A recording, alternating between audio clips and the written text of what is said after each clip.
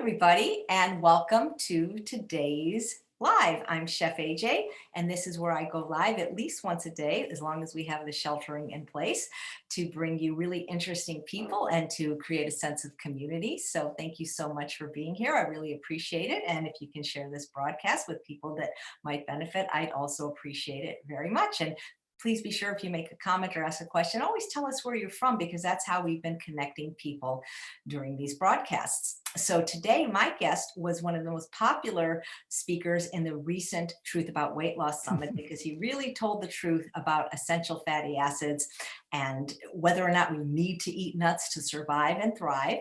And he's coming to us from Santa Rosa, California, and his name is Dr. Rick Dina, and he runs with his wife, Dr. Karin Dina, Raw Food Education. Welcome, Dr. Rick. Thanks, AJ. It's always a pleasure to get to chat with you. And we've got a great audience here too. So that makes it extra good. Right. I can't wait to hear some of the things you're going to tell us about raw food in general and vegetables in particular. But I do want to make people aware that you are co-hosting, along with your wife, Dr. Karin Dina, a summit that's going on right now. And it's really interesting. Today is day 2, and I've listened to both the lectures so far. It's called the Raw Food Mastery Summit. And I've actually put a link right there if people want to register. It's absolutely free. And hello, Kenny. Good to see you here. And I'm going to be a guest on the summit on, I believe, Sunday. And there's lots of great speakers like Dr. Barnard and Dr. Mills, and some that maybe you haven't heard of. So how long have you been doing the summit, Dr. Rick? This is our 5th year in a row. So we really enjoy it. And yes, you're coming up on, if the 19th is Sunday, you're coming up on the 19th. And as all of you know who are Chef AJ's fans, her interview was fabulous. It was lively. It was exciting. And it was great information. So, and then, yeah, we have so many great speakers. And, you know, it's interesting. You said it's called the Raw Food Mastery Summit. We do emphasize a lot of raw foods, but we have plenty of people who don't eat all raw food. Chef AJ, Dr. Mills, Dr. Barnard, you know, lots of different people to give you a broad perspective, to let people know that whole natural plant foods are so important across the board. But then once people are in that realm for a little while, some people notice, and some people really notice a big difference when they include more fresh fruits and vegetables, and maybe not as many of the denser things like grains and beans that I know a lot of people say are so important. They actually feel better and lighter, and their brains are more clear. And when that happens, we're not going to argue with anybody. Just like when people feel better with more steamed vegetables and they're obviously thriving and healthy, we're not going to argue with them either. So anyway, just wanted to mention that. Don't let the name Raw Food Mastery Summit scare you away. Raw foods are the stars of the show, but they're not the only act. Well, I think I mentioned this to you, Dr. Rick, and I don't know if the audience watching today knows, I was 100% raw for 2 years. I found for me, I couldn't sustain it, but I wasn't doing it really the way that you and your wife are doing it, or the way that Robbie and Cyrus did it. I just found that, knowing what I know now about calorie density, I could not get enough calories from fruits and vegetables. So what I was doing is, instead of including the starches like I'm doing now, is including the high fat plant foods, the designer, raw treats. And so it kept me obese. Yeah. And that's a huge mistake people make. And we have several people on our summit who went through this natural progression where they start out with the high fat / gourmet type of approach, which I know AJ is where you started. And that gets people, usually if they're eating standard Western food and they go to gourmet raw food, there's an increase in their health, but then they hit a plateau and then it doesn't get them all the health benefits they're looking for. And if you go from that to, say, starch centered, your health is going to improve dramatically. So you could be 100% raw and eating all that high fat and go to, it's a typical plant-based, more cooked diet, and your health will improve dramatically. But then some people find, again, when they go to more fruits and vegetables and leave the gourmet stuff behind, that for some people at least is even better, and it's worth a try. But if it's not even better for you, you're still doing great. That's why, for example, we didn't tell Chef AJ she couldn't be on her summit because she eats too much cooked food. We're still in the same realm, and we're really happy to communicate that message. So let's just, what's that saying? The elephant in the room, because I know that some people are thinking this because I thought this, even though I had been raw. There are some people that think that the raw food movement is a very fringe movement and that some of the people are just crazy. And I know that I want to say what I love about Dr. Rick is I apparently said that to him. I don't remember, but when I had asked him to be on the summit, he was a little bit reserved. And Dr. Rick was one of the first doctors at True North. He used to work there, and he had come in to give a lecture. And I tell the people what I said, because you won't embarrass me, because you've forgiven me. Yeah. Well, first of all, I brought this up thinking I've heard so many good things about Chef AJ. There's this little thorn in our side. Let's bring it up, and we're over it now, and we get to laugh about it, and that's really fun. So yeah, and I didn't even know this was your program, Chef AJ, at True North. You put together the New Year's program, was it, or I don't know. Holiday extravaganza. Holiday extravaganza. So Dr. Goldhammer said there's different speakers. He knew we were still in the area and teaching and speaking very highly of fasting in True North, and we'd refer people there. So he asked me to come in. I did a talk about omega-3s, one of my favorite topics. And yet Chef AJ was there at her program, and she said, this and that. Oh, hi, nice to meet you. Oh, well, all raw foodists are nuts. And I thought, well, gosh, I guess she thinks I'm a nut.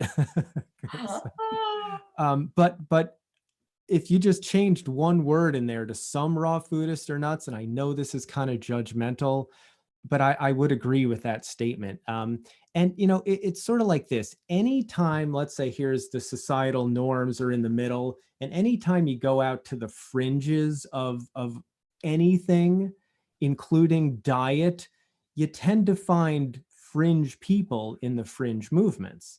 And sometimes but other times it's like, okay, you're rational and this makes sense. And there's science, and there's less fat and good fat and fiber and vitamins and minerals and phytonutrients and antioxidants. And oh my God, and you find yourself here, you've gotten there in a rational way. Other times people just go from here to here because it's a fringe thing and they're just kind of fringy. So there is some nuttiness, dare I say, in the raw food community. And I think it adds a disservice because logical, rational people who are seeking out better health, which is lots and lots of people out there, and that's very commendable, will be trying different things, listening to different opinions, listening to different people. And when people say, I'm a raw foodist and you should only eat fruit, or I'm a raw foodist and you can live on sprouts and juices, and I'm a raw foodist and I'm say some other crazy things. There's no such thing as a B12 deficiency. Then you start to think logically enough, raw foodists are nuts. And I don't blame anybody for thinking that. But the good news is there are some of us who are in the whole food plant-based movement who recognize the value of a diet really based on fruits and vegetables with a few nuts and seeds and a few other things there to make sure you get enough calories, your nutrient needs are covered, that really have noticed a huge night and day difference.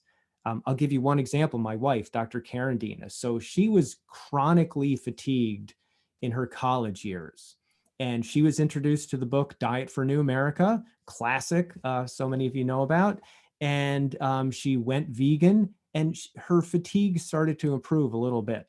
But then she learned about a raw food diet, and she went to that, and it made a night and day difference for her. Really night and day. And so she goes back to eating more cooked food now. She gets really fatigued. She stays raw. She has, loads of energy, and her brain works better. And so, we would hate to have, let's say back in the day, she just heard some of the kind of fringe people that didn't make sense to her. She's real nerdy. She's got a scientific brain, and, she needs things to connect to. If she hadn't tried it because the, fringe people didn't make sense to her, she'd still be really fatigued. In fact, she talks about sometimes, what if I never found this? What would my life be like? She'd like, I'd be overweight. I'd probably, drink alcohol as a reprieve on the weekends. So anyway, Do you think there is a rational side. do you think there's individual differences though? Because when I was hearing your wife's story, I remember when I was 100% raw, it's like I had too much energy. I couldn't sleep. And what I love about, for me, like the sweet potatoes, is they don't make me sleepy, but I feel more grounded. And also when I was 100% raw, I was cold all the time. I'm a Mm. person that type, I mean, I was freezing even in Southern California. So do you think that it's possible that, like Dr. Cousins, who's the guest on today's episode of your summit, says like we have these different doshas, and that just different people and different body types might do better with a higher amount of raw, maybe some do better with a little bit of cooked food, you know what I mean? Absolutely. We're huge fans of bio-individuality. And we think everybody within, let's hope people are whole food plant-based. Let's get into that realm, or at least mostly into that realm. Once you're there, it's kind of hard to go too wrong. But yes, there can definitely be individual variations. I mean, even within a raw food diet, some people function better with lower fat and more fruit. Some people function better with a little more healthy fat and not as much fruit. Everyone needs to eat lots of vegetables.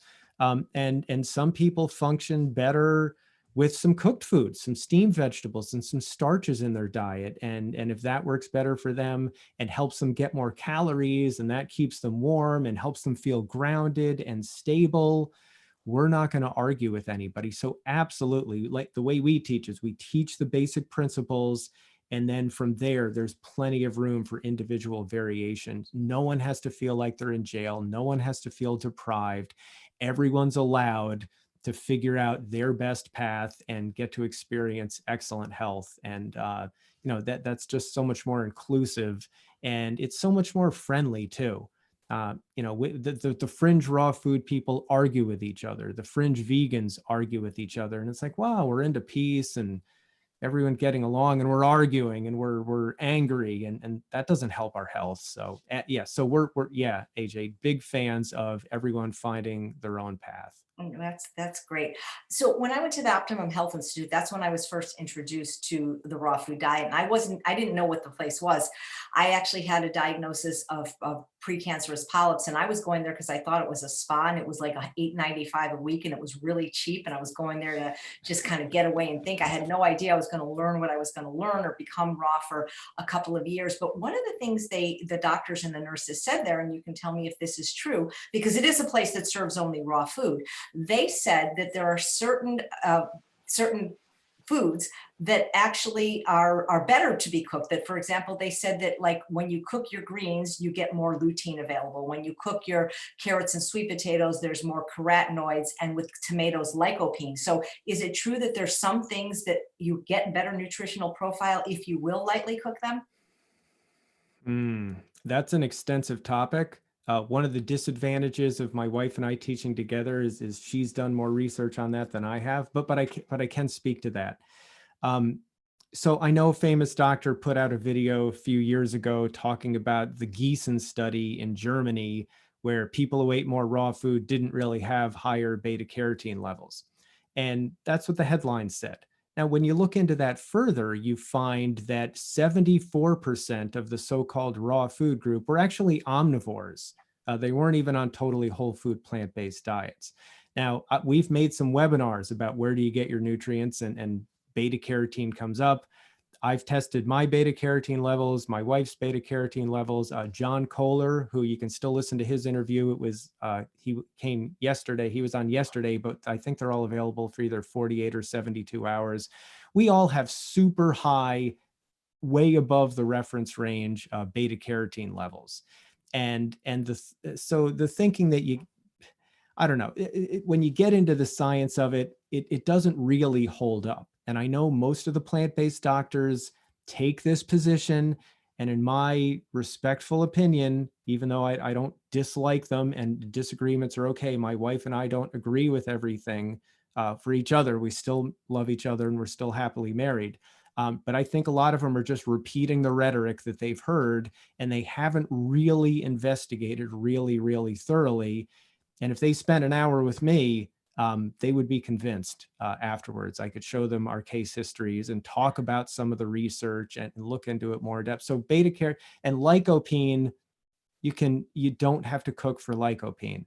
The bottom line on lycopene is that the people who advocate that you have to cook make, and I know it's a little judgmental, a rookie mistake. They look at nutrient content per weight versus per calorie. And when you do that, you make mistakes. So if you take a fresh tomato and let's say it weighs a pound, and let's say you've got 100 units of lycopene in there. Now you take that fresh tomato and you dry it, and it only weighs 1/10 of a pound now, but you still got your 100 units of lycopene in there. If you took an entire pound of dried tomatoes, which started out as 10 pounds of fresh tomatoes, it would look like there's 10 times more lycopene in the dried tomatoes. And when you cook tomatoes to make them into tomato sauce and tomato paste, you get rid of some of the water and you make them more concentrated. So lycopene per weight, the cooked tomato products look like they are a more concentrated source. But lycopene per calorie, they're actually the same. The classic example I use when we teach this concept in our curriculum is looking at grapes versus raisins. Because everybody knows a raisin is just a dried grape. And I say, let's take a pound of grapes and a pound of raisins. And I list all the nutrients. And the raisins look 4.5 times more nutrient dense than the grapes do. But you might say, well, that's not fair. There's 4.5 times more calories. So then when you look at grapes and raisins, calorie per calorie, and this is assuming there's no nutrient loss in the drying process, which there's a little, but with that assumption, then grapes and raisins come out the same. So that is one of the major bottom lines with lycopene. The cooked tomato products are more concentrated and they look more, they're more calorie concentrated, so they look more nutrient concentrated, and it's actually a mistake. Well, just so you know, I didn't hear this from the traditional plant-based doctors. This is what they were teaching at the Optimum Health Institute. Oh yeah, So, okay. Thank you. Good point. No, yeah. Look, we're super nerds, and so if you're a real super nerd like my wife is, and you read every article in the scientific literature about lycopene, you spend like 100 hours on it, and you put a presentation together, and you really make sense out of it, then you find out what I'm sharing. We have a question. It's hard to do. It's a real pain in the neck. You got to do a lot of work. You got to be a super nerd. But we specialize in that, so it's our idea of fun. That's a good tagline. So Denny, who is watching live, has a question, and the question is: if you put frozen bananas through a Yonanas machine, is it still a raw fruit? I'm asking for a friend. Yeah, absolutely. We enjoy banana ice cream. We eat as many of them fresh as we can keep up with, but we buy our produce at an organic wholesaler, so we get a 40-pound case all at once. And even though we like to eat bananas a lot, we can't always keep up with them. In fact, we get the case and I put some of them on the bottom shelf where it's coldest, some of them on the top shelf where it's warmest. And then we put the other half of a case in our downstairs bathroom, which tends to be the coldest room in the house to like space out the ripening. But sometimes even when we can't keep up, we freeze them. We have a classic Champion juicer that we run them through, and the same thing as the Go-Nanas machine. And yeah, we still consider it raw. It's not totally fresh. Maybe it takes a little more digestive energy, but it's definitely still raw. Well, before we went on, we were talking about whether certain things were pleasure trap foods. And I find that I can eat way more banana ice cream through the Champion than I could bananas. Yes. Yeah. So you can get a few more calories. That could be an advantage or a disadvantage. I mean, sometimes people find, as we were just also talking about before, Chef AJ, that, you got to eat a large volume of food if you're basing your diet on fruits and vegetables. And it can sometimes be actually challenging to get enough calories doing that. Others of us say, wow, that's great. We get to eat tons of food and get the right amount of calories and all this fiber and all these nutrients. So, I mean, you could think of that as an advantage, that you can get more frozen bananas in because they're so good, and get some more calories. Or it could be a disadvantage if you tend to gain weight easily. Well, speaking of getting to eat more food, one of the things I love about the principle of calorie density that I learned both at True North from Dr. Lyland Goldhammer and from Dr. McDougall's book, Mm. and also from Dr. Barbara Rolls, who's done a lot of research on it, The queen. is she said that most people eat about 3 to 5 pounds of food per day in general. But if you're basing your food on fruits and vegetables, which are the most nutrient rich but also calorically dilute food, 100 to maybe 400 calories per pound bananas, whereas many fruits are only 200, you have to eat even more food than I would eat on a low fat, high starch diet, because right now I'm Correct. eating about 6 to 8 pounds a day, and I hear that Robbie eats like 14 pounds of food a day. I don't know when I'd have time for that. Yeah.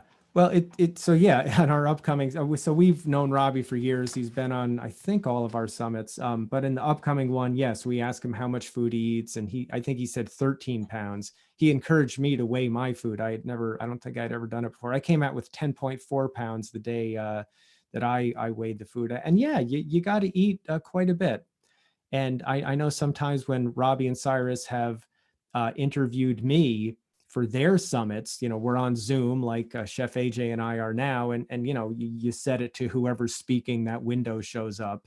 So and Robbie's there eating, and the first time he did that, I was a little distracted.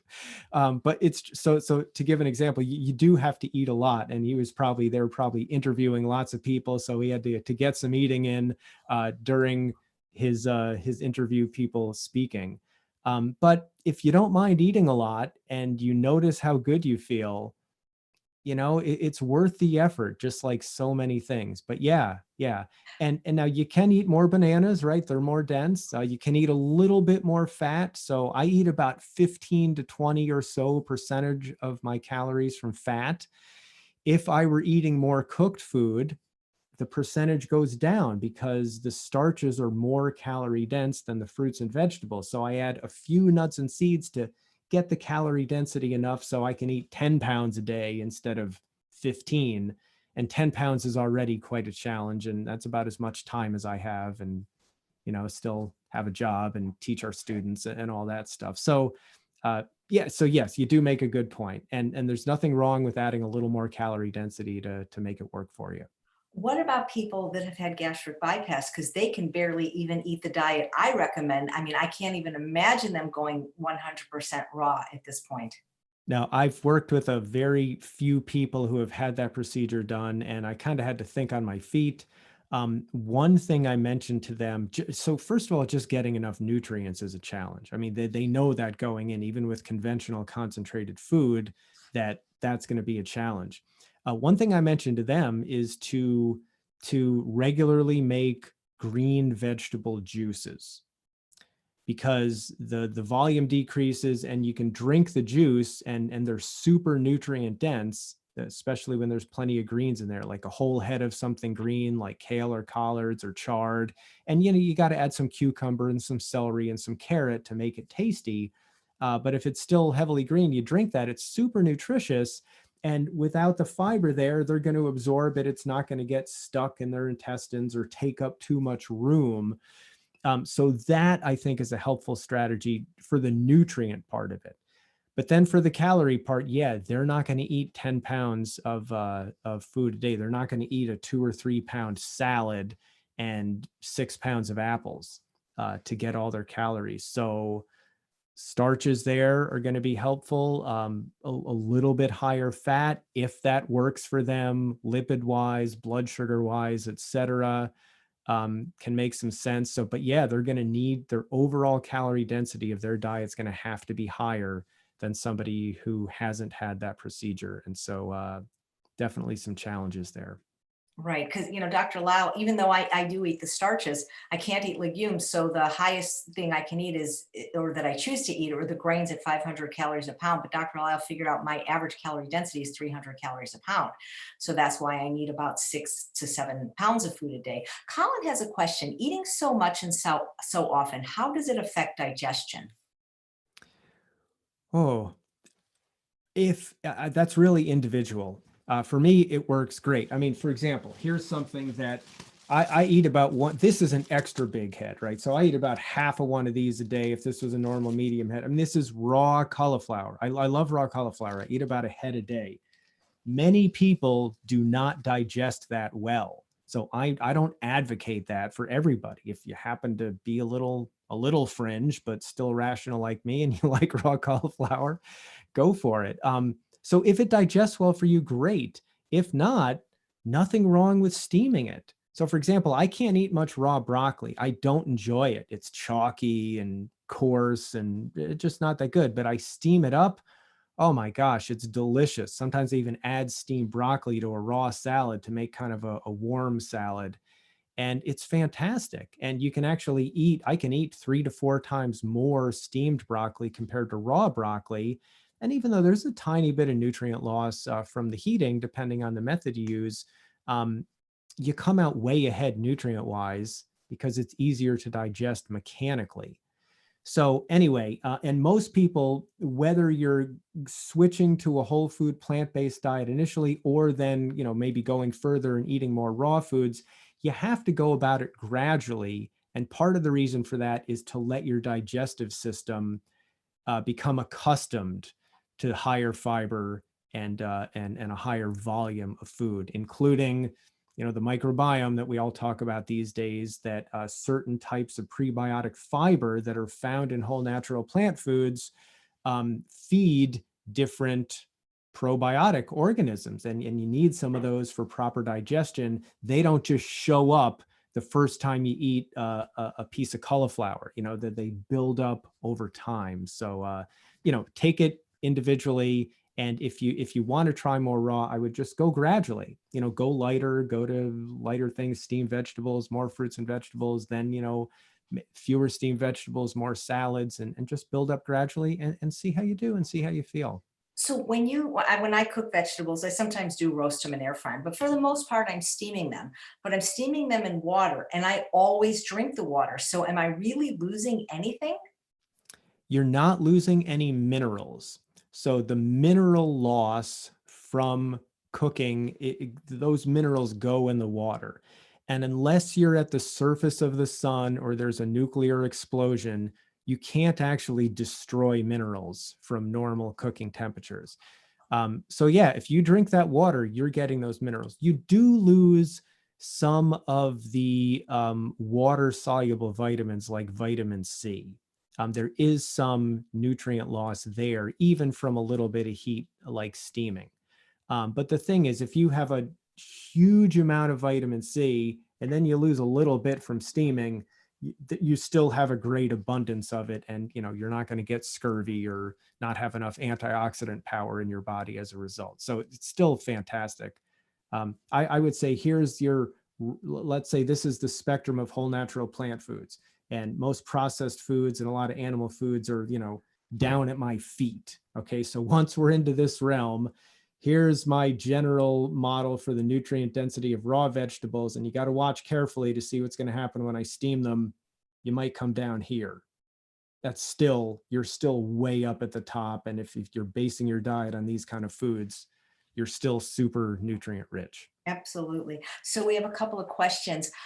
Natalia says, is raw nutrition more expensive compared to whole food plant-based? And Alexandria says, what would you recommend now that there might be a food shortage? That's interesting. First of all, could I just get out there? I know this may sound ridiculous. I'm feeling a little self-conscious, especially because AJ's screen is so pink and I've got a green wall in front of me and these green lights, and I look very pasty and pale and yellow. I Must be usually, all the raw food. that must be it. So normally I look at myself in the mirror and I'm thinking, I look pretty good. I'm ready for this thing. And then I come look in this camera. I'm like, So anyway, just wanted to put that disclaimer out there. So cost. It is true that you need to eat a larger volume of food to get enough calories from whole natural plant foods in general, especially raw fruits and vegetables, because they tend to be lower in calorie density than starches, for example. And yeah, you do spend a little more. I would say if you focus on, say, bananas, the calories per dollar, bananas are a really good deal. You don't want to go overboard on these, but avocados, are a pretty good deal, calories per dollar. And things like berries, for example, are a bad deal, calories per dollar. Calorie dollars per nutrients, they're good. They're a great source of various antioxidants. But it is true, you do need to spend a bit more money eating that greater volume of stuff. But most of us find that it's so worth it. Then you feel better, you don't get sick, you don't miss work, you don't have to take drugs and go to the doctor. And hopefully you come out ahead from a financial point of view and overall quality of life point of view. But again, everyone's got to, that's another area where everyone's got to find their own mix and do So what makes the most sense. Kathy says, so without beans and grains, is it difficult to maintain a healthy gut biome? I've heard that that type of fiber is essential for a healthy gut. Also protein. Isn't that an issue in raw eating? All right, so let me just go in order. So then what about the food shortage?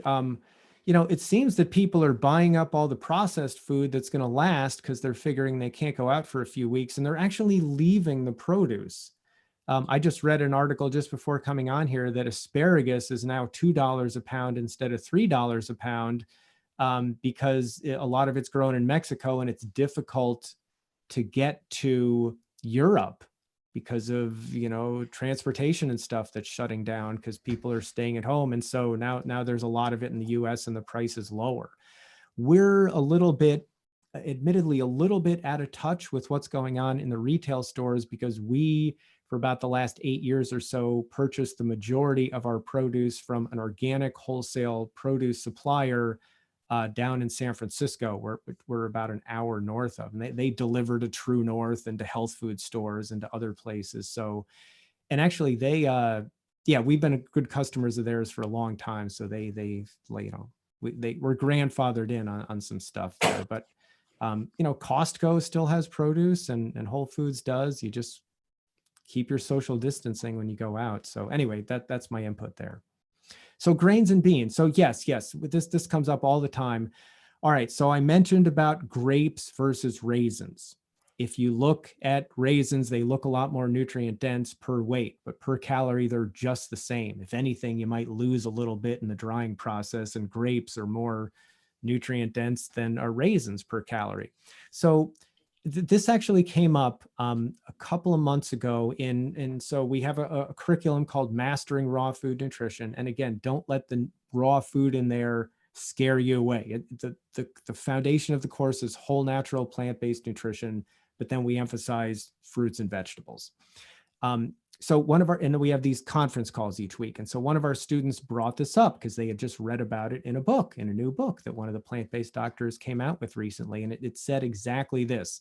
So I already knew the answer and I gave the student an assignment because they had read that grains and beans are higher in fiber than fruits and vegetables. And I gave the student assignment. I said, okay, look up some different grains and some different beans and some different vegetables per weight. And I knew this guy, he looks up stuff and makes spreadsheets and everything. So I knew he was the perfect one for this assignment. And then he posted it in our Facebook group so everybody could see. And then do it per calorie. And so when he took 100 calories worth of vegetables versus grains and beans, he found much higher levels of fiber in the vegetables compared to the grains and beans. And yes, there's some different types of fiber in grains and beans versus vegetables. But in general, if you're on a high fiber diet, you have lots of fiber in general that the probiotic bacteria in your large intestines ferment, and then they make these beneficial short chain fatty acids. And if you really want to go to the absolute master on this, April 23rd, we have Dr. Milton Mills. He's the day after Dr. Neil Barnard on our upcoming summit. And he explains that so well. And the reason we know a lot about this and we are way ahead of the curve is because 10 years ago, we went to a lecture by Dr. Mills. But any case, then there's specific prebiotic bacteria in various foods that, certain prebiotic bacteria are liked or favored by certain probiotic bacteria. And I don't know that I'm necessarily convinced that you have to have, that one probiotic type is within the healthy realm of them better than another, or you have to have them.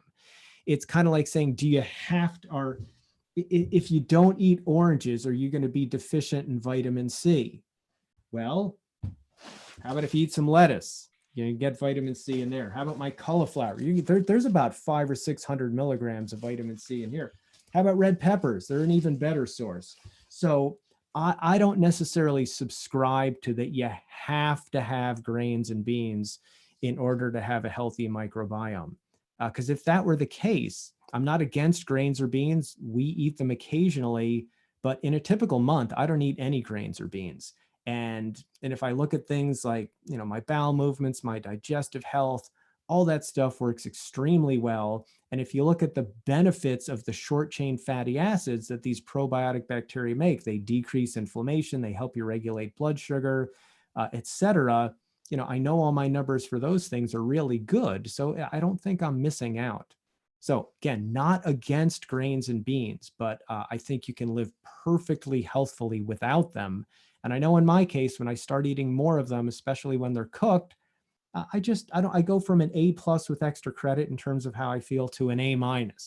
Nothing wrong with an A-, but when you're used to the A+ with extra credit, you want to keep doing it. So that's my take on grains and beans and if they're necessary or not. Yeah, I thank you for saying that, because on the summit, you said the same thing about nuts, that again, there's nothing unhealthy about them, but if you can't eat them, you shouldn't be shamed or feel like you're going to drop dead. And I find what was happening with nuts in the plant-based world is happening with beans, where they're basically telling us, like, if we don't eat them, we are going to cut our life short.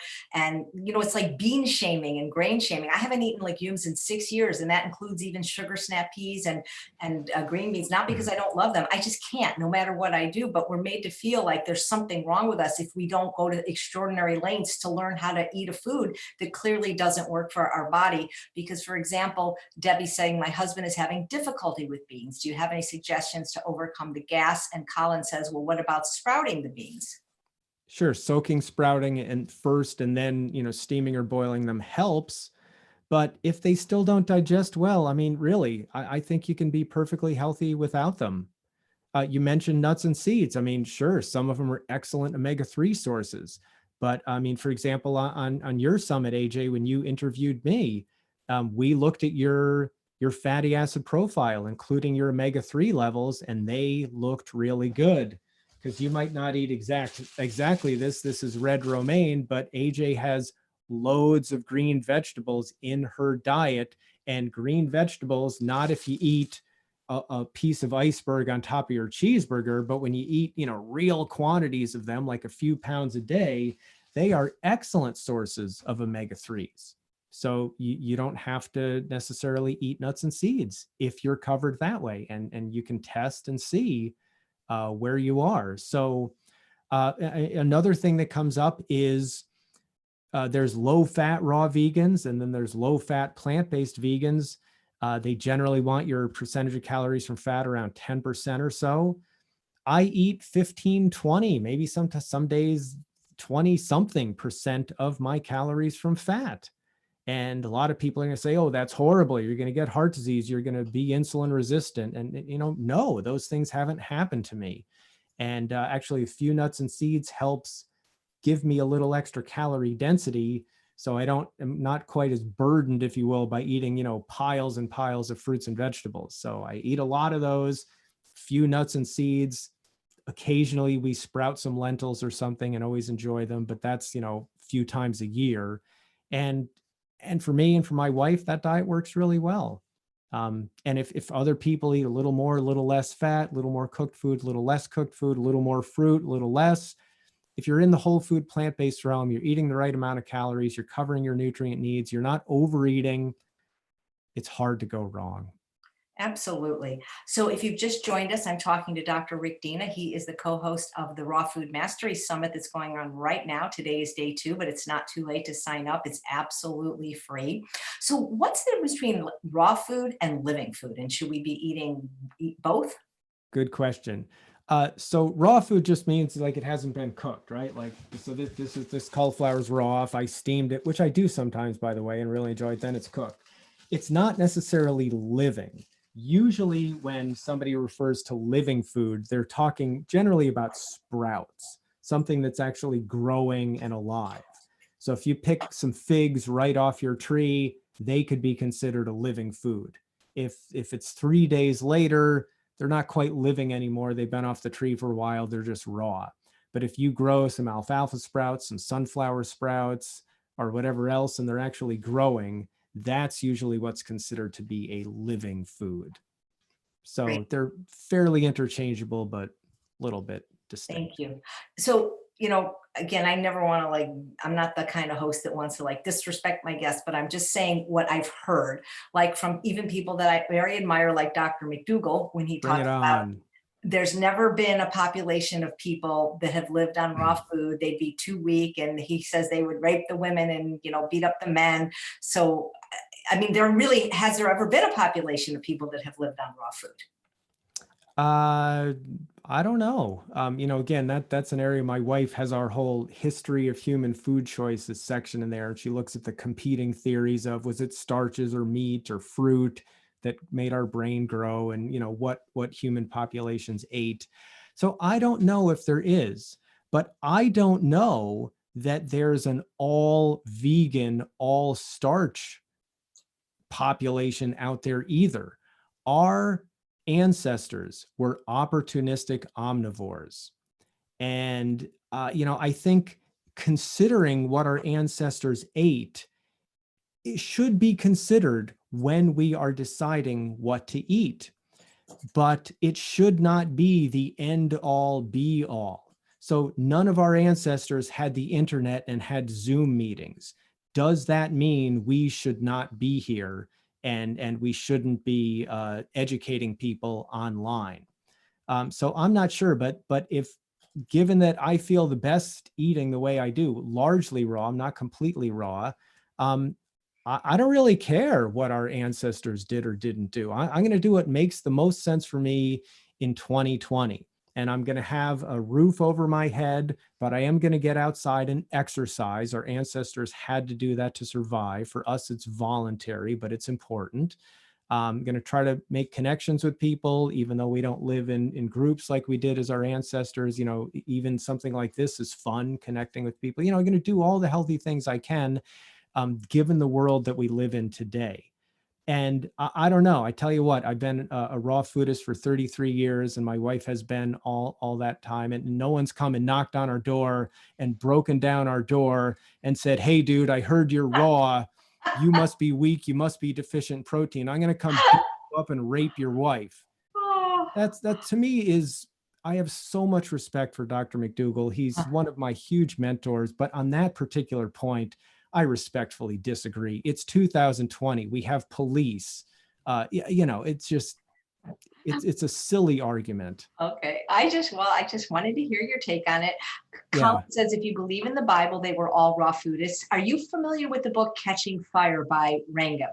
Yes, absolutely. Did you read it, and do you believe that what he said? Because and I'm not trying to argue with you, just so you know, I'm trying to learn and give this information out, because one of the things that I thought was fascinating in the book was when he talked about how when they looked at species that don't eat cooked food, for example, snakes do not cook their food. We know that.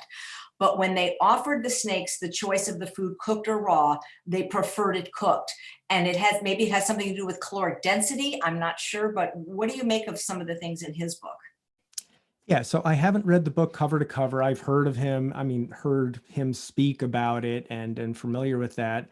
And here's our take. So our ancestors were pretty much all opportunistic omnivores. They ate what they could. It was about survival.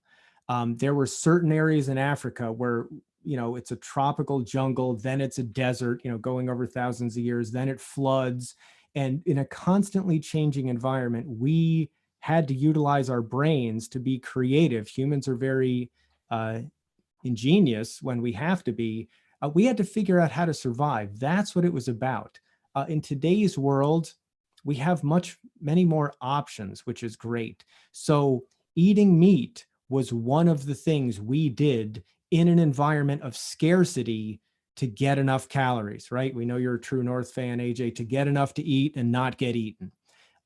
Cooking our food was another option for that. So if you get some root vegetables, some tubers, they're awful when they're raw, but if you cook them up, oh wow, now we can digest them. Now they're a good source of calories and nutrients. So we did what we had to do to survive.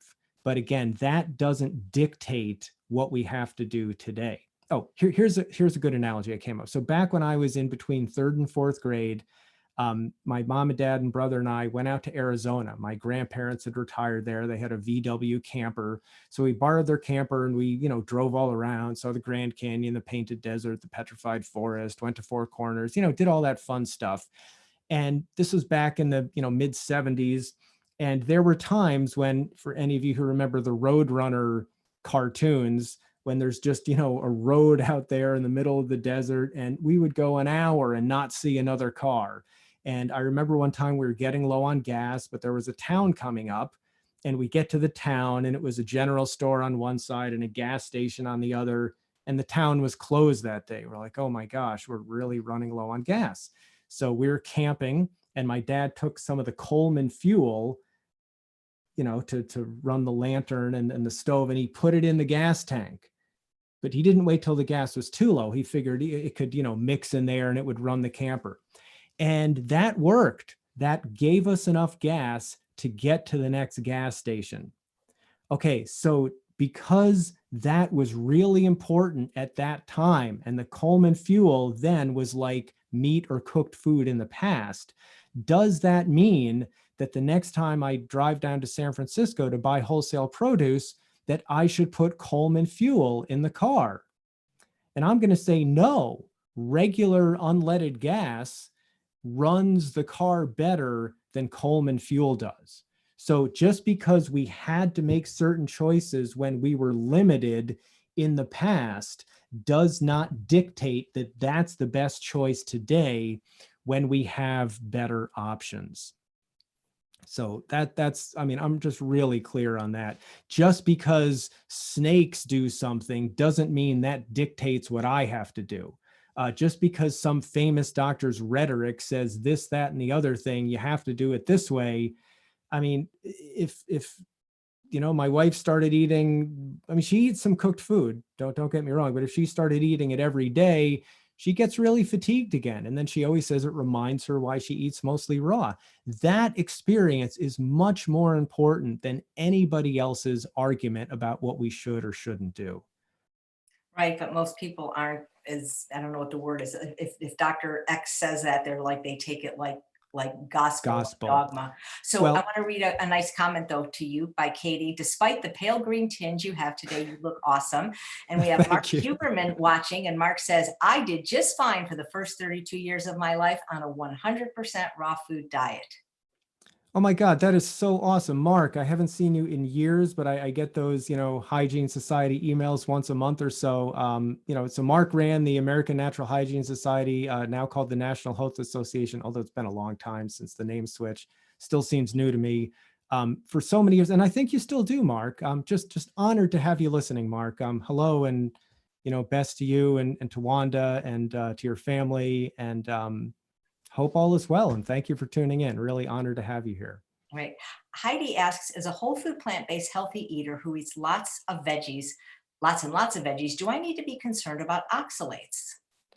Oh, that's such a good question. So there are some greens that tend to be high in oxalates, and there's spinach, right? All the anti-veg people pick on spinach, Swiss chard, rhubarb, parsley, I think cilantro.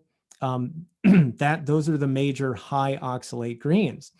Most of the other greens, all the cruciferous vegetables, kale, collards, and all of the lettuces, and then especially the super ultra low oxalate, high calcium iron greens are dandelion greens and bok choy. Bok choy is kind of a distant second, but still incredibly high. Those are the low oxalate greens. And if you eat plenty of those in your diet, you get an abundant supply of calcium and iron and magnesium. Each of those, to get a little bit nerdy, calcium, iron, and magnesium, each in their ionic form, when they're not bound to something else, have a +2 charge. So they're called divalent cations, if you really want to get nerdy. So oxalate has a -2 charge. It binds to divalent cations. So if you eat spinach, you don't rely on spinach as a reliable source of calcium, iron, or magnesium, but you're still going to get a lot of chlorophyll, and a lot of other great phytonutrients, most of which act as antioxidants. You're still going to get a lot of value from it. You're just not going to get those minerals.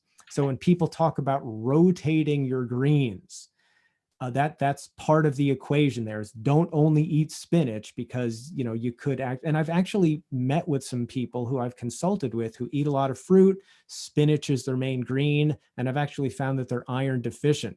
We switch up their greens to lettuce and kale, their iron levels come up, and they're not anemic anymore. The other part of the whole rotating your greens issue is people, in my opinion, erroneously believe that raw cruciferous vegetables are bad for your thyroid because they block the uptake of iodine. If you want to go to our website, rawfoodeducation.com, over on the right-hand side, you'll see an icon for my YouTube channel and my wife's YouTube channel. I only have about 20 videos there. I've made a few on YouTube, so it's really easy to find. Scroll down and you'll see my face, and you'll see cauliflower on one side and a big tree collard leaf on the other. And if you watch that video, it explains my position on raw cruciferous vegetables and thyroid function. I talk about my consumption over many decades. I show you my thyroid panel. And so that part of the rotating greens is not a concern. So bottom line is, eat the low oxalate greens as your staples. Enjoy a few of the higher ones every now and then, but don't make those your main staples, and you get lots of nutrients from greens that way. Okay, well, And then speaking, strike one up for one of AJ's methods here. Steaming greens also helps reduce the oxalate content. And that's like the one exception where you can, now I know we counteracted a little bit beta carotene and lycopene, but the one exception where you get more nutrients from steaming is actually from steaming high oxalate greens.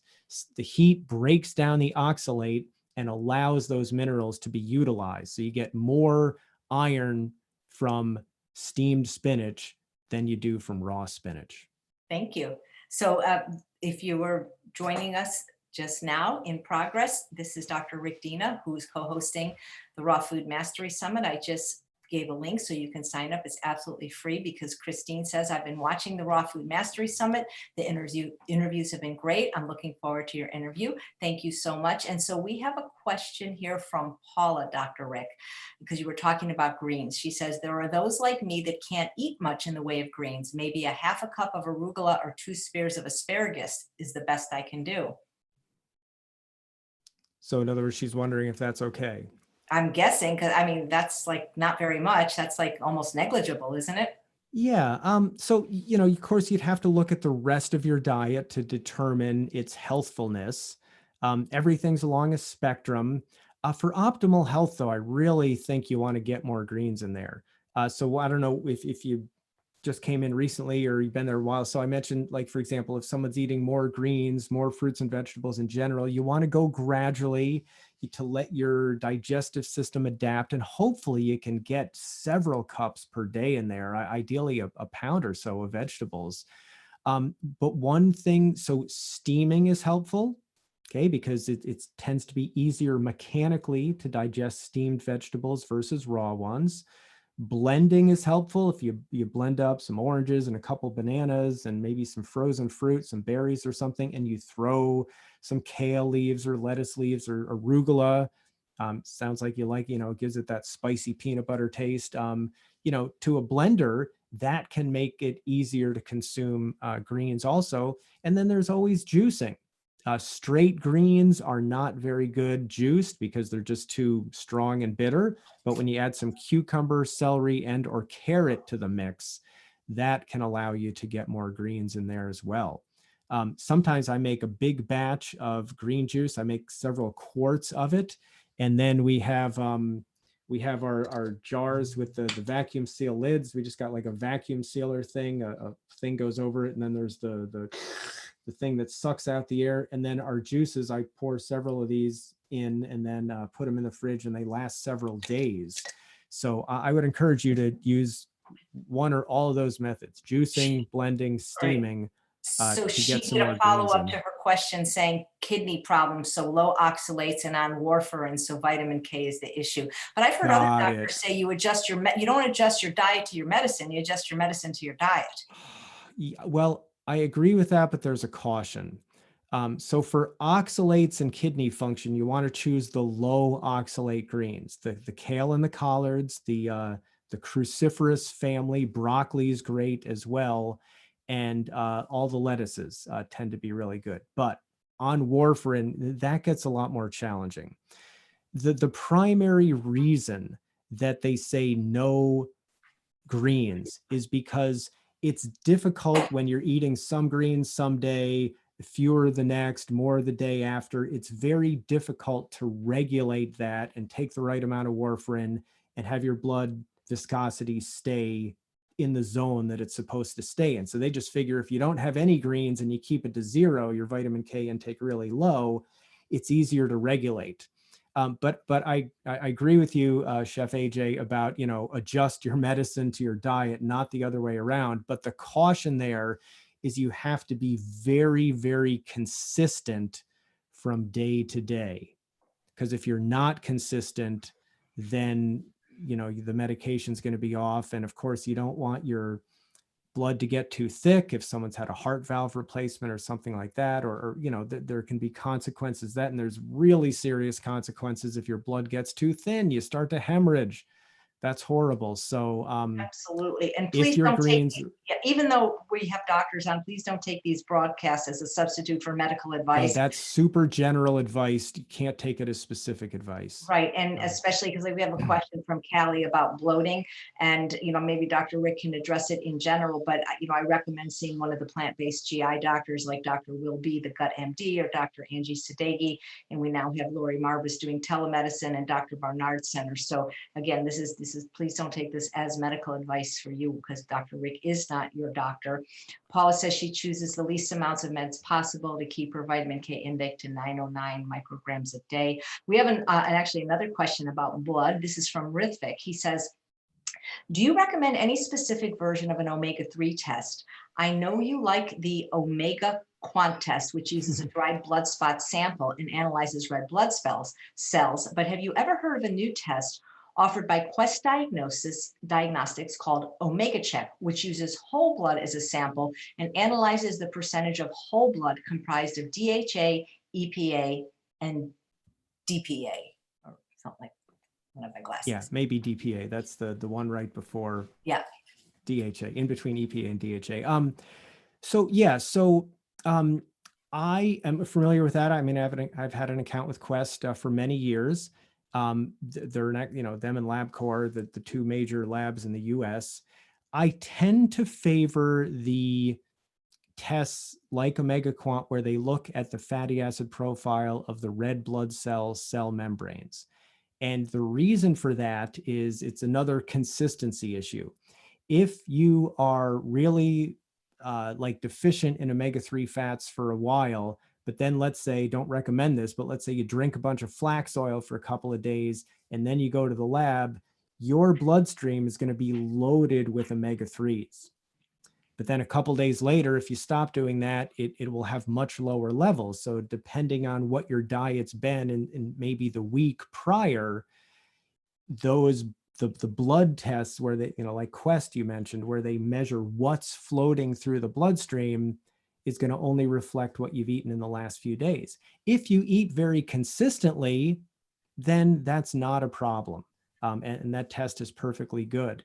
The reason I like the red blood cell membrane test is because those fats that you eat in your mouth become the structure of your cell membranes. There's a phospholipid bilayer that makes up our cell membranes. And what you eat the day before, the day after, variation a little bit doesn't matter. It averages everything out. kind of analogous to how A1C averages your blood sugar over the last several months. So to me, it's a more solid general indicator. But there's a plus to the blood serum test. Let's just say you start to make some changes to your diet and you want to see how you're doing omega-3 wise, and you don't necessarily want to have to wait 4 months till your body has all new red blood cells to get checked. If you're eating consistently, you can go back in a couple of weeks or so and do the Quest test, and that should be pretty accurate too. So I've, sometimes a patient comes to me and they want to use their insurance plan and their local doctor has Quest and they've ordered this test. I still find it very useful. Thank you. You mentioned there's different ways to do a raw food diet, 100% or high raw. Are there any raw foodists that you know of that don't add overt fats like me, that don't eat nuts, seeds, and avocado? And if so, how are they getting satiety? Is it just the volume? Yeah, I think so. So let's see. So there are several people on our summit who eat very, very little fat. So Robbie's one of them, Chris Kendall. Let's see who else we have here. I think Ronnie Smith doesn't eat too much fat. Sam Milkarski doesn't. I don't know, a bunch of people here. Ifat Malachi, she's really on the ball near the end. And so, yeah, so I mean, if I eat an orange and I'm really hungry, I'm not going to be full. I'm going to need to follow up with 4 or 5 more, and then I'll be full. If I were to take one of these things of cauliflower off and just eat that piece, I'm not hungry. If I eat half of this thing, I'm not full then. If I eat half of this thing, then I will be full. So yeah, you eat enough volume until your hypothalamus tells you you've hit satiety. And if that works for you, great. If it doesn't, and you find you need something cooked, you need something warm, you need something a little more dense and soothing, or you need a few nuts and seeds to add a little bit more density to feel satiated, no issue with that, as long as your overall calorie density doesn't get too high. Right. When you're talking about a huge salad, it's hard for your calorie density to get too high.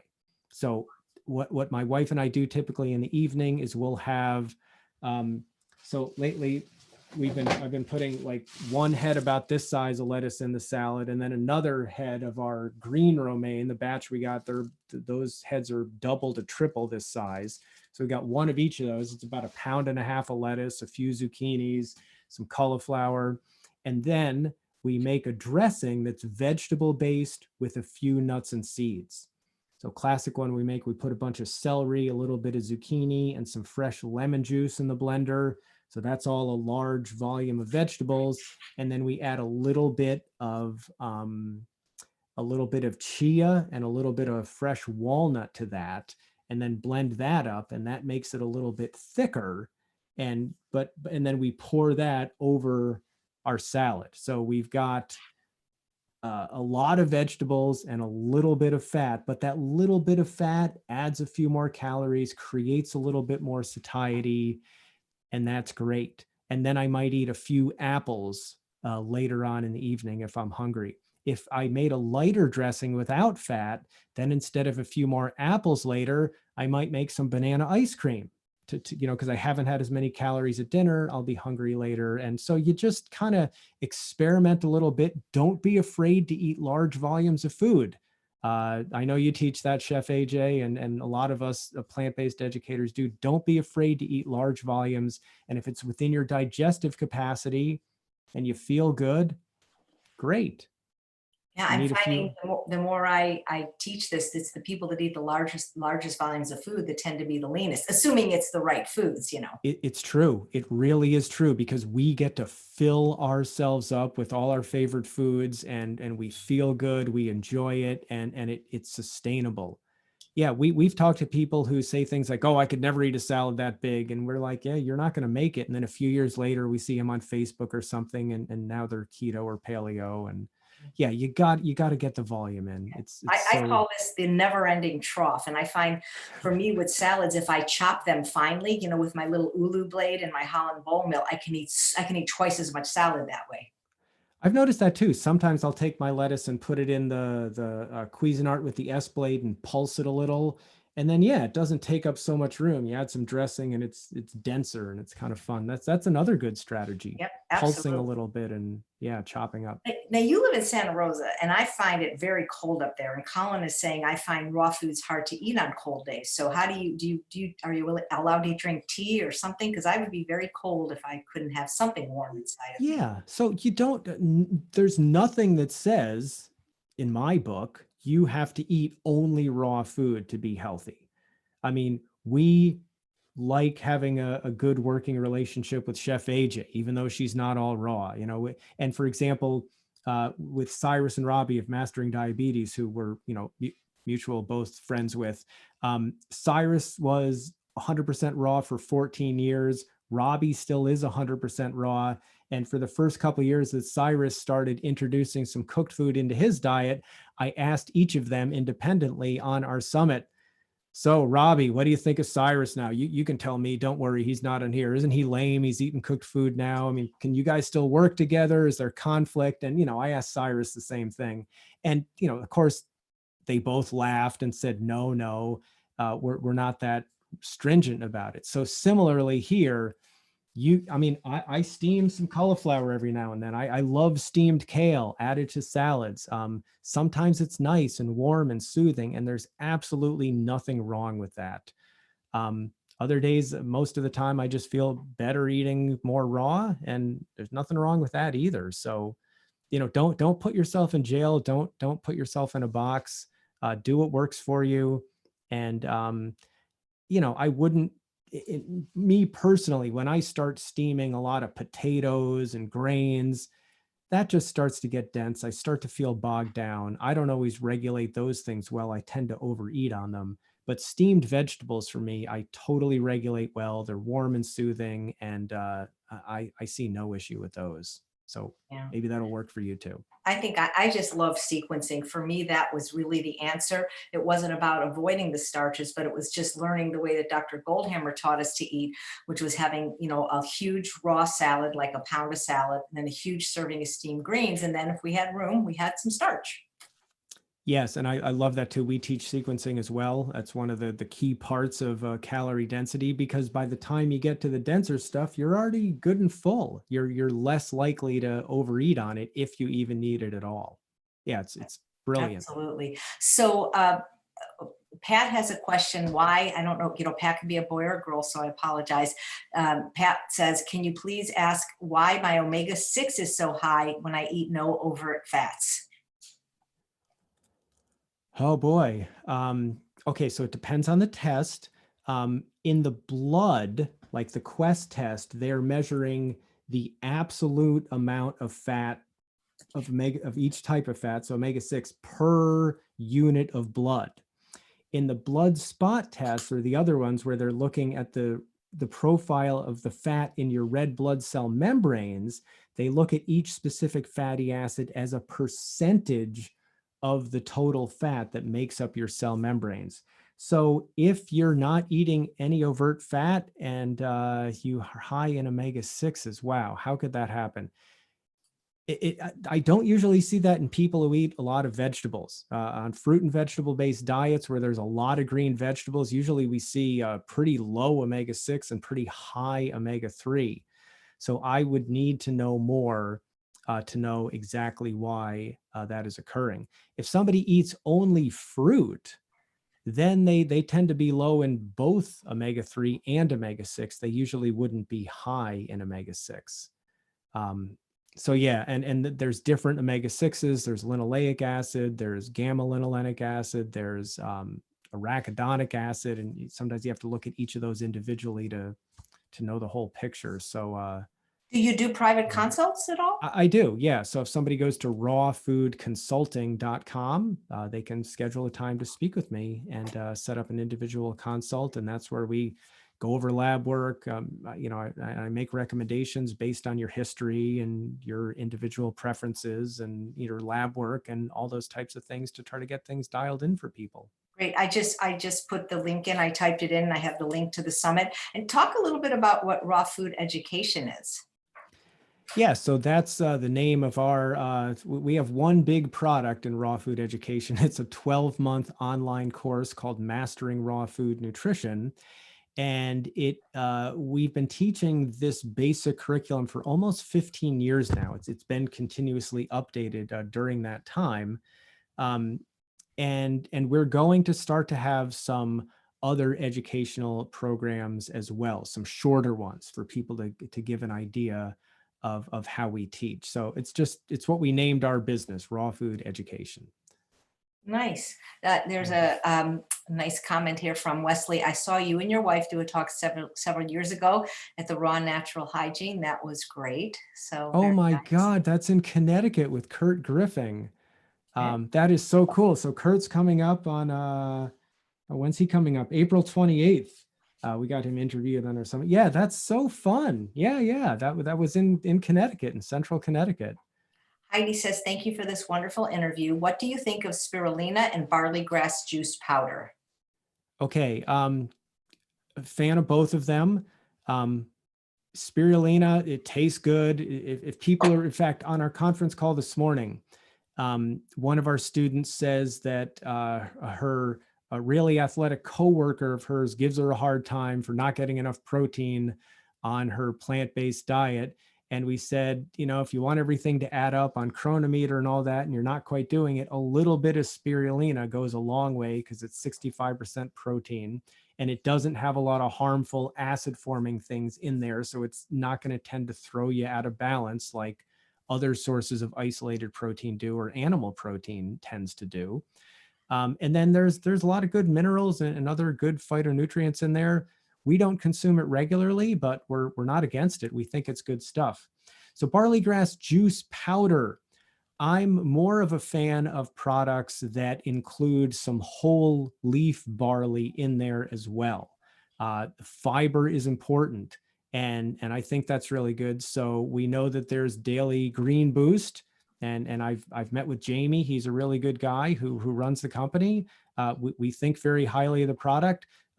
To me, a step better yet, we actually like the product Greener Grasses by Health Force, because in addition to barley grass juice powder, it also adds some whole leaf barley and a couple other greens in there. And the huge environmentally responsible part of that is that it comes in glass bottles. Glass is totally recyclable. And we just saw a show on public television the other day about plastics and what a problem it is and how there's so much plastic in the ocean and in third world countries. And the more we can avoid plastic, the better.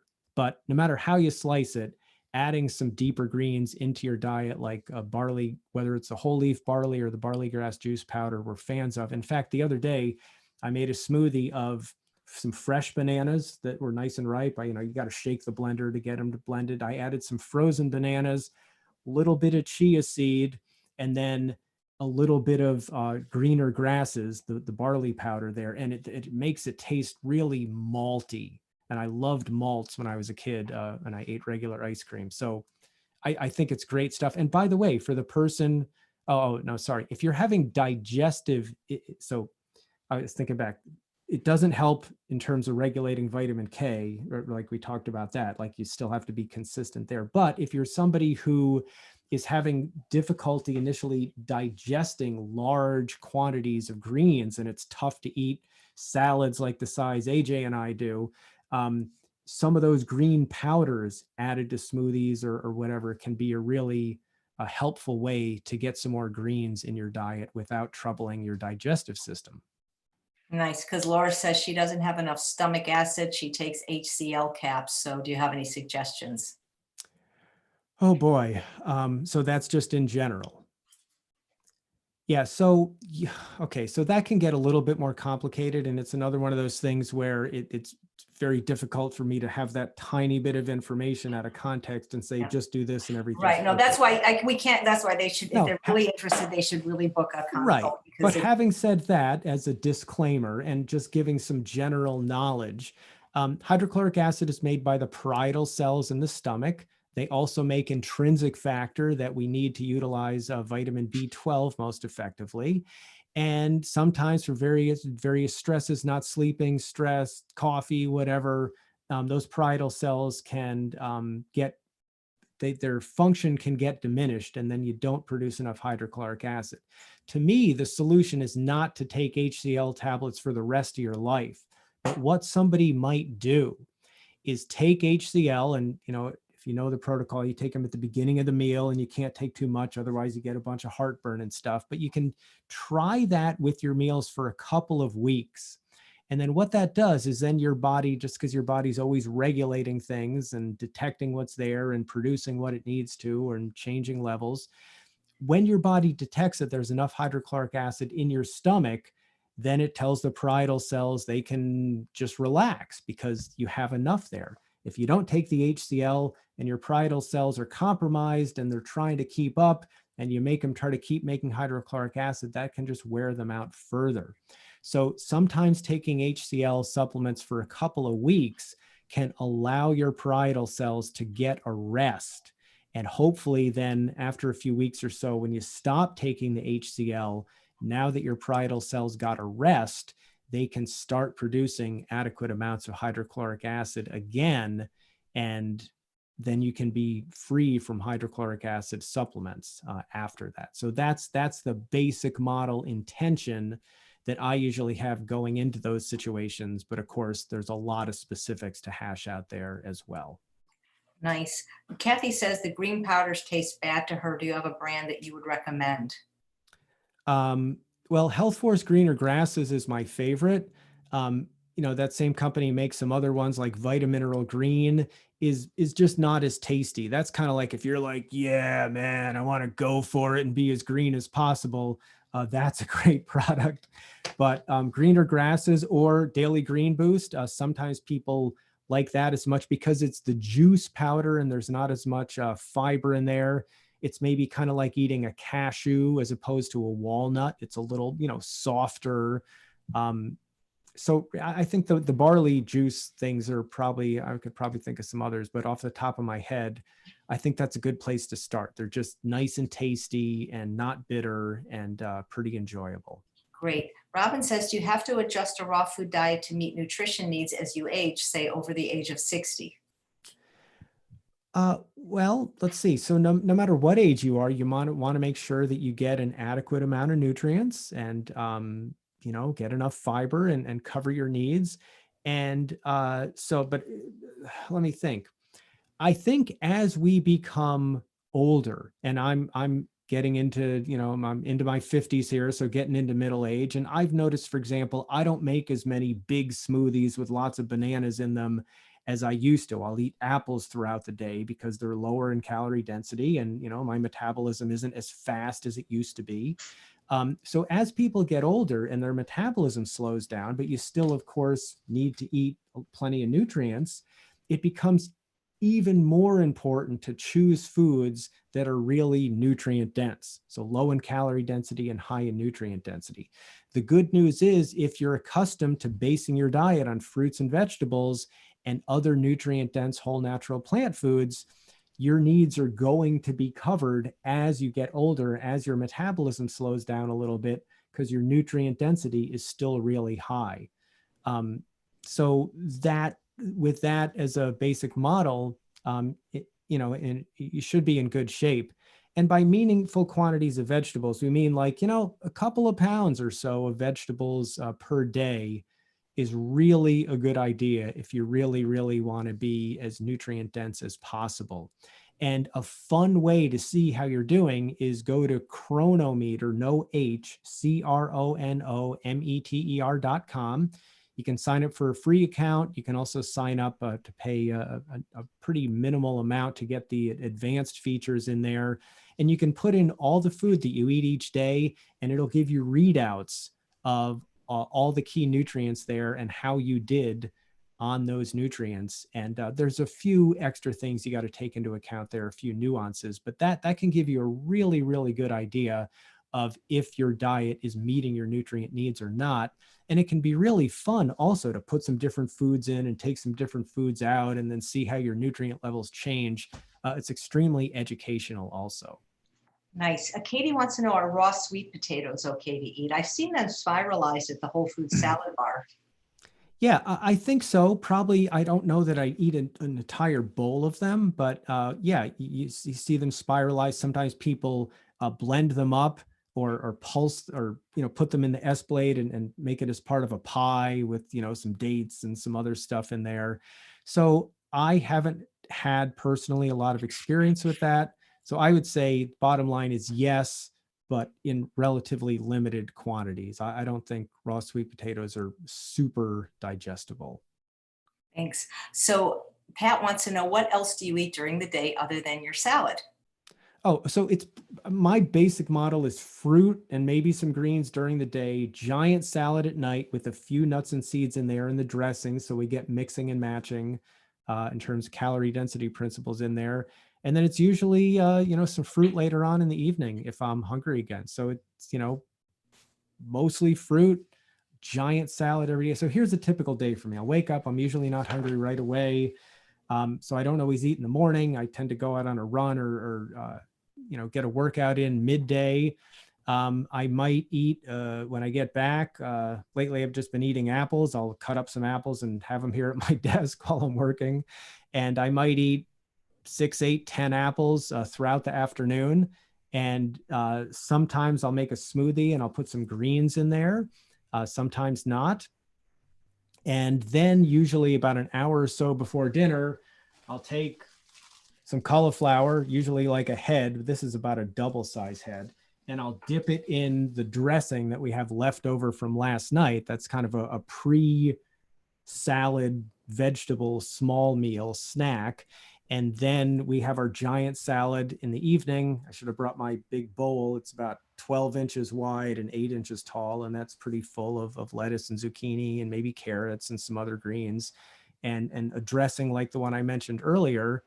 And, pretty full from that for several hours. And then maybe a few more bananas or some banana ice cream or some apples or oranges later on in the evening. And that's a pretty typical day. And it ends up being maybe 3 or so pounds of vegetables. A pound or so of those vegetables come from leafy greens, usually lettuce, but we also like arugula and sometimes some sunflower greens if we have any. And so, yeah, it's maybe 7 pounds, 5, 6, 7 pounds of fruit, 3 pounds of vegetables, including a pound of leafy greens. Um, upper teens or lower 20s% of the calories from fat, most of which comes from the fat in the dressing because it's mixed and matched well. I don't do well. In fact, my New Year's resolution for 2020 was to discontinue eating almonds hand to mouth. As seeing AJ's our resident calorie density expert, she can tell you just from general knowledge how that can get people into trouble. I was probably getting a few extra 100 calories a day from that. So now with cutting that back and just keeping the fat to my salad dressing, I regulate that so much better because the fat is mixed with large quantities of vegetables. So Yeah, that's a that's typical day for me. And right. at least a few times a month, I try to make a giant batch of green juice and put it in some containers and vacuum seal them. So I'll have a green juice a day for a few days and get some extra greens in that way also. Right. And I'm not a fan of hand to mouth eating just because of my work with treating food addiction. And we have one more question because Dr. Rick has been so generous with his time. So to thank him, please click the link that I've been posting to sign up for his summit because he has some really valuable information there as well. And so my breakdown, Dr. Rick, is I don't weigh my food either, but it's about 3 pounds of starch. And most of that would be potatoes or sweet potatoes, sometimes grains. 1 pound of fruit and 3 to 4 pounds of vegetables, no overt fats. And that gives me 1,900 calories every day that I need to maintain my weight. And I have for like 6 years now. So who can argue with that? We think that's fantastic. yeah. So here's a question, and I can also give my opinion if you want it as well. But Kathy says, does a raw food-based diet impact food addiction for the better? Some people have found that it does. Other people, all right, so I'm going to answer this backwards. So so on the negative side first, there are people out there with food addiction issues who will sometimes use a raw food diet as sort of a veneer. And because you get to eat a lot of food and it's new, it's healthy, and someone might say, yeah, I'm a raw foodist, that's it. And that's why sometimes people looking from the outside do see a lot of people with eating disorders in the raw food community.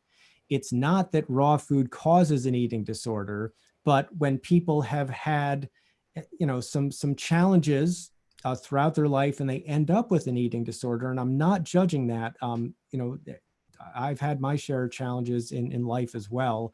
When people find themselves there, then sometimes they gravitate toward the raw food community. People look in from the outside and say, all raw foodists are nuts. I've met a bunch with eating disorders. But other people have found, especially people who have tried to get to a healthy weight with portion control, and they're frustrated because they can't eat enough till they're full, and then they're still overweight and they're really frustrated. That can set up a kind of eating disorder cycle because the food that they're eating isn't serving them well. But then when some people with that profile find out about a raw food diet and they say, oh my God, I can eat 10 pounds of food a day and I'm actually slimming down and I feel so good, I want to go exercise now and I'm sleeping better, etc. In those cases, going to a raw food diet can help people dramatically. But ultimately, if an eating disorder is present, there's psychological factors that are at the root cause of how what you need to do to get through that, much more than there are dietary causes. That's great. I agree with you. And I think that in general, any diet that takes out processed food and animal products is going to be really, and oils are going to be very helpful to people with weight issues, eating issues, but again, can't paint everybody with the same brush. But in terms of like people with bulimia, this is the cure because they can eat as much as they want and not be overweight. So right. No, it's so true. I read a thing a while ago about some prestigious model training agency in Europe where they got in trouble or they got sued or something because they had been, recommending like really restrictive diets to their models, or they were recommending things like cocaine and cigarettes to stay slim, and those types of things are just so dangerous. And I always think to myself, gosh, if we could just teach these models to eat a lot of fruits and vegetables, they could stay nice and lean and be super nutrient dense at the same time. Wouldn't that be great? But without that knowledge, it's like, oh, you need to slim down, honey. You got to look like a stick figure for the runway. Smoke up. Yeah, I think they were advocating cigarettes. And sometimes it's smoke up and snort up. And those are just, when people get into that, it's difficult to see. But a healthy approach, I think, can help people out of that to some degree. Okay, I said that was the last question, but this one's kind That's of all right. deep, I'll so I hang have out. to This is ask my it. idea of Then fun. we both have to go. But Okay. the question from Katie is: the raw food diet obviously is very high in water. So do you have to go pee in the middle of the night or get up frequently? I do. I usually get up once or twice. Yeah. Dr. Karin, though, usually does not get up. So I have inherited my mom's bladder size. So my mom, for her whole life, anytime before we get in the car and go somewhere, she has to pee first. And then as soon as we get home, she has to pee again. And throughout my childhood, that was never an issue. I never really knew that I had a small bladder, but since I became a raw foodist, it seems to be a weak link. So yes, I usually have to get up once during the night, occasionally twice.